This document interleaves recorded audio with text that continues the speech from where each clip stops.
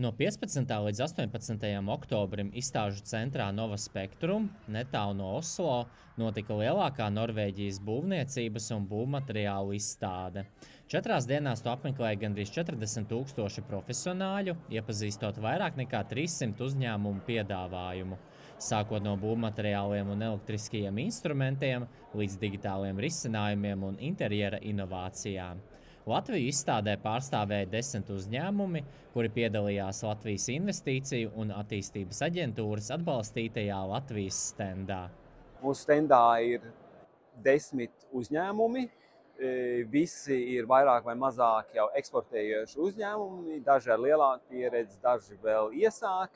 Mūsu kā lielā mērķis ir dot iespēju viņiem ar salīdzinoši maziem ieguldījumiem atrasties šeit Norvēģijā, lai meklētu jaunus partnerus, uzrunātu esošos partnerus, satikt viņus uz vietas, aprunāties un domāt par nākotnes darījumiem.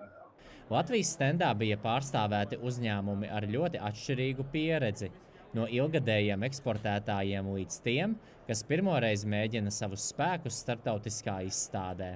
Viens no atpazīstamākajiem, Tenax Panel no Dobeles, ražo sendviču paneļus jau 30 gadus un galvenokārt eksportē uz Ziemeļvalstīm. Rādām jaunos produktus no jaunās rūpnīcas, kas atrodas Dobelē, un satiekam klientus.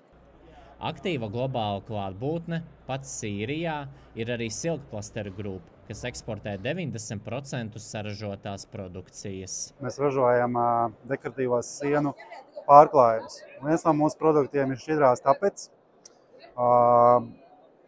Viņas nav baigi šķidrās šajā mirklī, bet ļoti labs produkts, ko tu sajauc ar ūdeni, uzklāj uz sienas un dabū ļoti skaists un ekoloģisks gala rezultāts. Pirmais galvenais mērķis ir atrast labu izplatītāju Norvēģijā. Tieši Silkplaster piesaistīja Zviedrijas uzņēmuma pārstāvja uzmanību. Es redzēju paraugus, un tie patiešām piesaistīja manu uzmanību. Man patika redzētais produkts. Tas šķiet kaut kas jauns.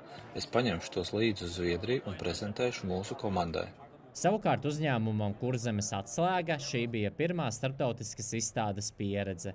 Neskatoties uz to, jau parādīja ko īpašu – logu eņģes, kas paredzētas tikai Oslo vecpilsētas logiem.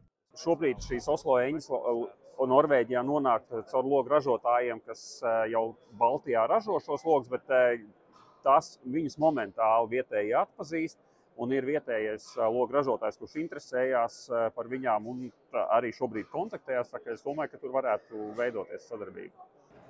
Latvijas Investīciju un attīstības aģentūra pēc katras izstādes aptaujā uzņēmumus, vērtējot dalības ietekmi uz eksportu.